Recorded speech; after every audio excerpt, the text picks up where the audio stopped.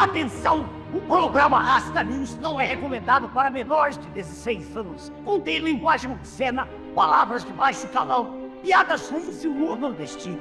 Tire as crianças da sala.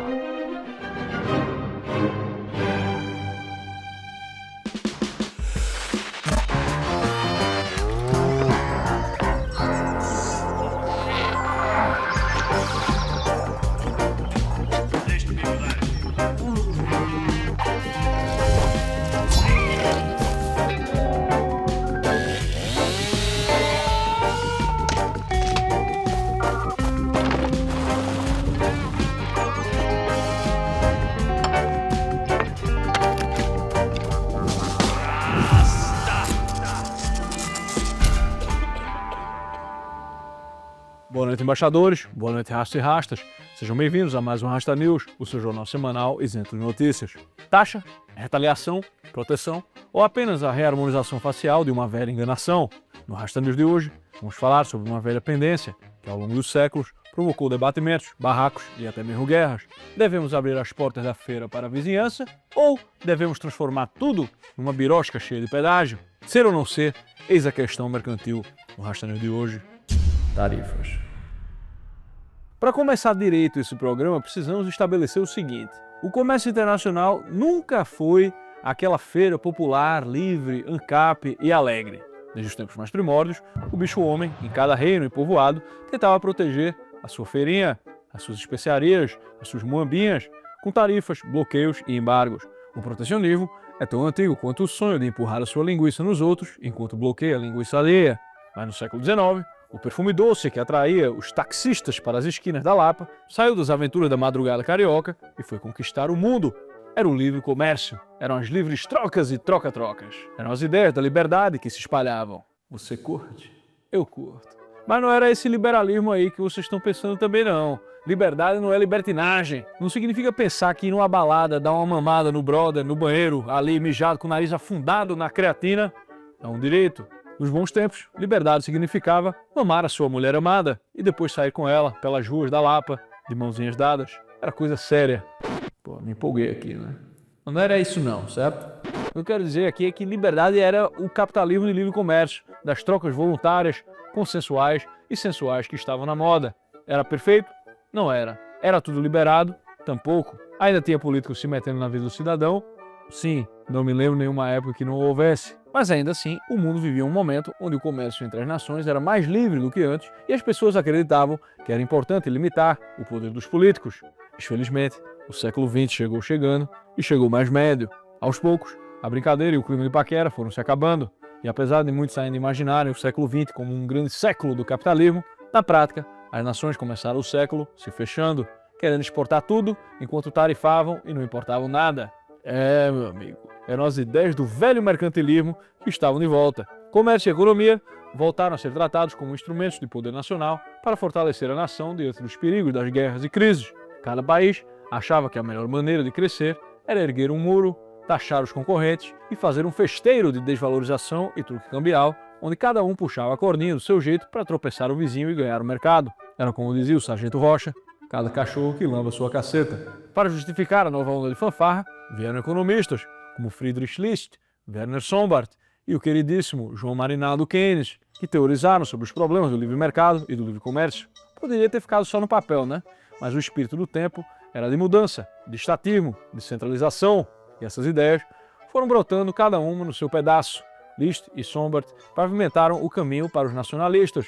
Keynes, mais tarde, ofereceria a receita para a esquerda inglesa e americana. E assim, no meio dessa bagunça, surgiram figuras como Hitler e Mussolini. No Brasil, tivemos Getúlio Vargas, que até hoje é o herói das esquerdas.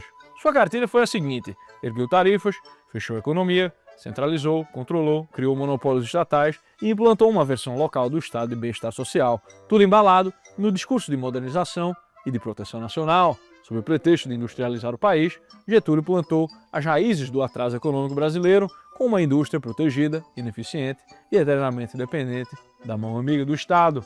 Fez a indústria, né? Fez mesmo. Mas é as duas tragédias da vida humana, né? Não ter o que quer e ter o que quer. Enquanto isso, os Estados States tiveram seu próprio Getúlio, que também enterrou a liberdade e até hoje é celebrado pelas alas progressistas. Roosevelt, construiu o assistencialismo americano e deu continuidade ao legado de presidente que foi o seu antecessor, Herbert Hoover, com seu Smoot-Hawley Tariff Act. Essa lei implementou tarifas de importação recordes de 45%, fechou o mercado americano e terminou derrubando o comércio global e agravando a Grande Depressão. Eu não quero mais saber de depressão. Bom, se a ideia era ruim, Roosevelt já estava logo lá abraçando e expandindo. E foi assim que as políticas estatizantes passaram de crise em crise pela Primeira Guerra Mundial, desacelerando o comércio, a Grande Depressão, aumentando o protecionismo, o estado de bem-estar social, fragmentando a economia mundial nos anos 30, com batalhas tarifárias e guerras cambiais, que terminaram isolando os países e alimentaram o nacionalismo do tipo bilu-teteia, até que após décadas de confusão e balbúrdia, o mundo se deparou com a Segunda Guerra Mundial, que custou mais de 70 milhões de vidas. Ou seja, a pataquada deu merda. Após muita tragédia, ainda em 1944, quando a Alemanha começava a ter aparência de derrotada, 44 aliados se reuniram nos Estados Unidos. O local escolhido foi Bretton Woods, em New Hampshire. Ali, de frente com as White Mountains, das raposas dão um rolê, um baita clima.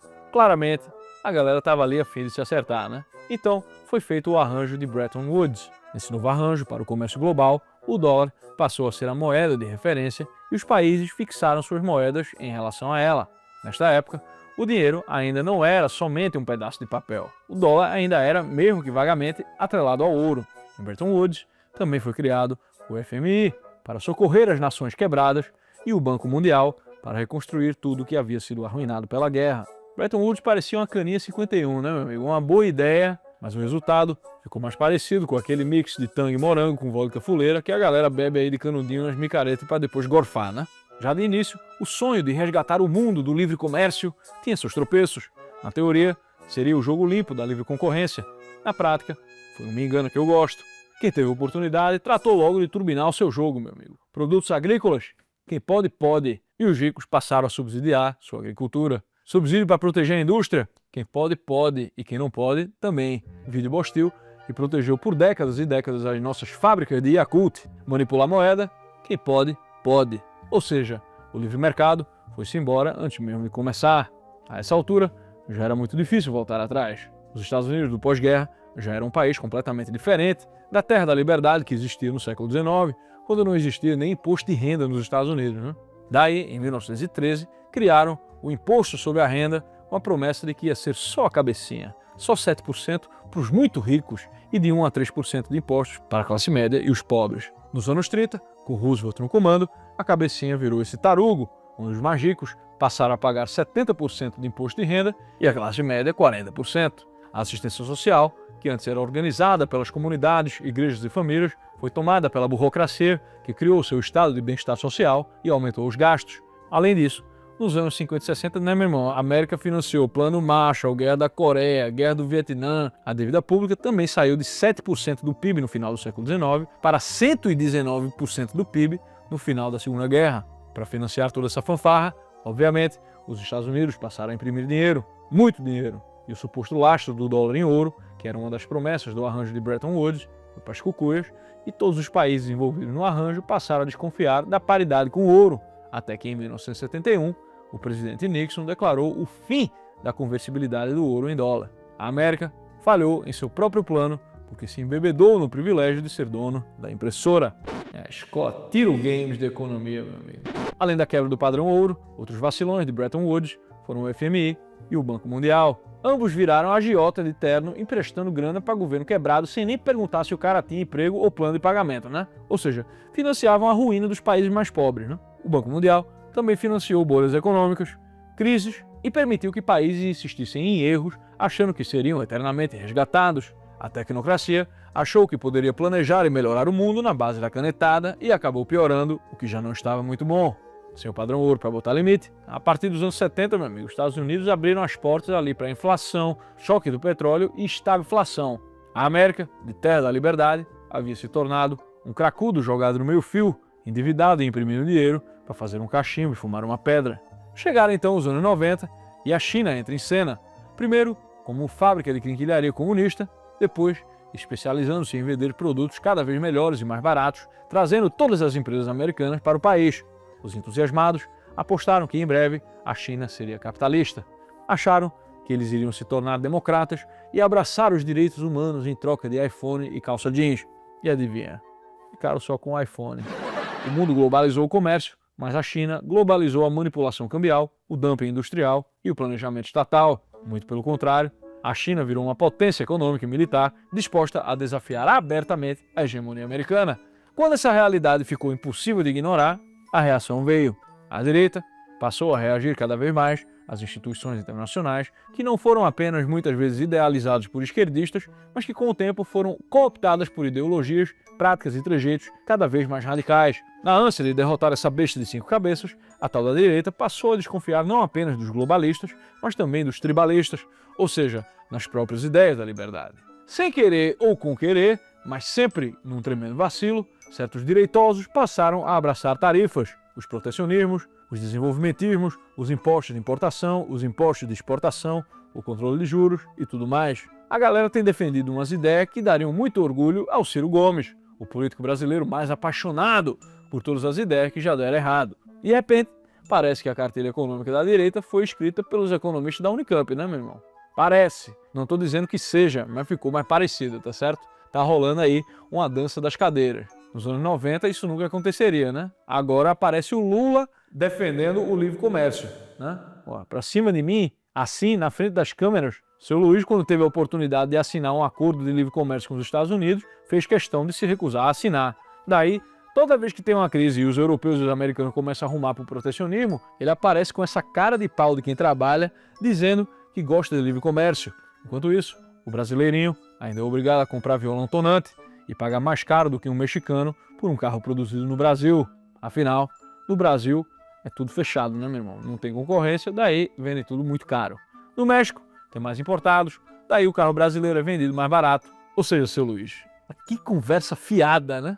E agora temos Donaldo Trompete apostando numas paradas que eu fico assim, de verdade, torcendo para que dê certo, né? Afinal, a gente não quer uma caralha Harris de volta, muito menos queremos Bernardinho Areias como presidente da América. Mas eu fico olhando e pensando, será que o Trompete vai meter essa mesmo de tentar consertar a América com a cartilha da Unicamp? Vai meter um desenvolvimentismo Made in America Great Again? Vá pro Brasil pra você ver o que acontece. Mas e aí, Rasta, tarifa contra a China não é válido? Pois é, eu certamente não estou torcendo para a China, né? Tem muitas coisas além da economia que estão envolvidas nessas tarifas, né? E uma delas é frear o poder militar da China. Trump olhou para o globo e viu quase todo o planeta sendo policiado pelos Estados Unidos, enquanto a China, uma ditadura comunista, está lá tranquila, manipulando moeda, vendendo mão de obra semi-escrava do seu povo e roubando tecnologia. Tarifa neles, meu amigo, o governo tá certo. O Trompete foi lá e tarifou aço, tarifou alumínio, tarifou tecnologia. A esperança é trazer as indústrias de volta para os Estados Unidos. Se isso vai dar certo, meu irmão, não sei. Até porque para você abrir uma indústria leva tempo, né? Essa tal reindustrialização dos Estados Unidos, o americano vai ter que aprender a trabalhar a indústria de novo, né? E a gente tem que são gerações e gerações aí de galera assim, atendendo mesa. Vai demorar para a gente saber o que é que deu certo. Posso dizer apenas que meus camaradas escolásticos espanhóis, o padre Francisco de Vitória, o padre Luiz de Molina e o padre Juan de Mariana, ficariam um tanto quanto desconfiados de tudo isso. Mas não me venha você me dizer você que eu estou dizendo você que o Trump, você está fazendo a mesma coisa que o Brasil costuma fazer. Eu disse que lembra, eu disse que parece, mas também me parece que o Trump não é aquele protecionista clássico. Me parece que ele está de fato no estado de exceção. O que ele tem dito é que quer usar as tarifas como uma arma temporária para forçar acordos melhores. Então ele vai lá dar aquela ameaçada ali. E aí surge a ideia do novo acordo de Mar-a-Lago, que seria como um Bretton Woods 2.0, né? Menos focado em livre comércio e mais focado em reunir os seus países aliados, tipo Canadá, México, Reino Unido, Coreia, Japão, Austrália e outros, para formar uma coalizão comercial com o objetivo de reorientar o comércio global para longe da China e reforçar o comércio entre democracias e economias mais alinhadas aos valores ocidentais. Que valores são esses? Não faço a mínima ideia com essa galera. Me parece que a América não quer mais ter livre comércio com países que usam trabalho forçado, manipulam moeda e prendem dissidentes. Ou seja, não vão mais comercializar com o Brasil. Brincadeira. No Brasil não tem trabalho forçado. Será que teremos um novo mercantilismo? Talvez. No mercantilismo clássico, o comércio era usado como arma para fortalecer o Estado e isolar rivais. O Acordo de Mar-a-Lago, se vingar, faria algo parecido. mas ao invés de ser apenas uma questão nacional, iria redirecionar mercados dos diversos aliados para tentar sufocar a China. O comércio deixaria de ser livre para virar ferramenta da política. E como qualquer tentativa de redesenhar o planeta, ela já vem com seus riscos e perigos muito sinistros. O primeiro risco é o de criar um bloco comercial que na prática vai privilegiar alguns países em detrimento de outros, o que teoricamente podia empurrar ainda mais países para a órbita da China. Tipo esse buraco chamado Minas Bóstio, que já se encontra num processo avançado de tornar-se uma O segundo risco é interno, né? Será que os americanos estão afim de abrir mão de produto chinês e pagar mais caro pela produção doméstica? Aquele vibrador do empoderamento, saindo de 10 trompetas para 200 doletas? Como é que vai se pagar a maquilagem da rapariga, a capinha do celular e a cadeira gamer? Tá aí, ó, o governo tá certo, tem que acabar com essa cadeira gamer. Não vai, né? Pois é, né? Eu não sei se o americano tanca, se ele vai ter essa resiliência e talvez no longo prazo isso aí pode custar bastante para a popularidade do presidente Trompete. Só que o Trompete também, né, meu irmão? Ele tá nem aí, tá entendendo? O que vocês acham? Ah, tipo, não, que o Trump, ele tá nem aí.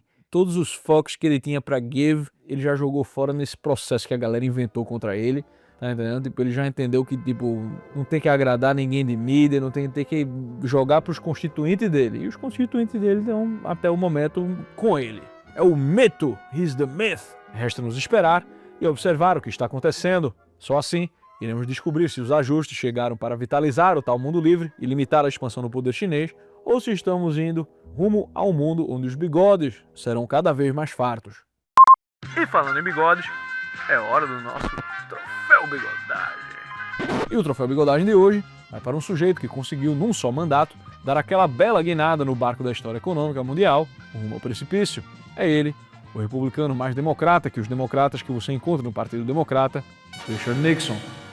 Pois é, né, meu irmão? A galera acha que presidente republicano impede os avanços do socialismo. Irmão, olha isso, meu irmão. Olha a cara do presidente Nixon. Cara de quê? Cara de funcionário público. Parece o tiozinho cansado ali que outro dia fez a segunda via do meu RG.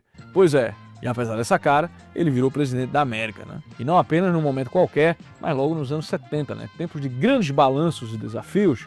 Infelizmente, ao invés de fazer o certo, Nixon lidou com os problemas achando que a melhor maneira de salvar a economia americana era jogar fora o último resquício de responsabilidade monetária do planeta.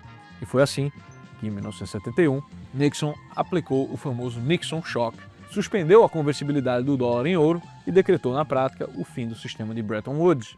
Ou seja, acabou com a relação que ainda ligava o dinheiro a algo de valor real, né? A partir dali, meu amigo, a moeda virou basicamente um pedaço de papel com a inscrição "Confia aí, otário". Sem o padrão ouro para limitar o festejo, o governo americano passou a imprimir dinheiro e entregou a inflação descontrolada. Mas a bigodagem do Nixon não parou por aí.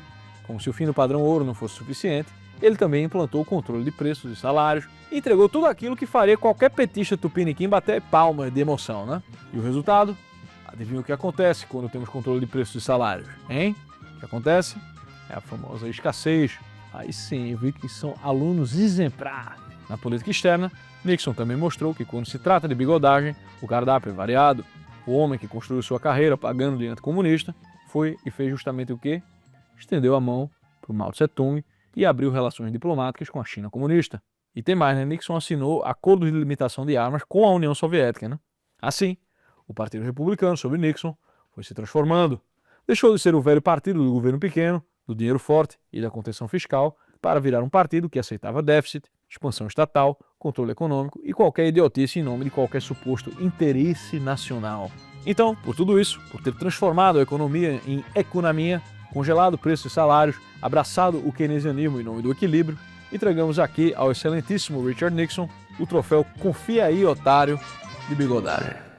Rasta, um primo próximo está pegando uma casada e pediu o divórcio para a esposa. Devo falar alguma coisa? Pede dinheiro emprestado para ele. Rasta, já tem uma namoradinha, mas ela se recusa a ir comigo para a igreja. O que fazer? Acabar. Vocês só querem uma namoradinha. Rasta, meu Santinha vai sair da Série D esse ano. É mais fácil reverter a elegibilidade do Bolsonaro, né?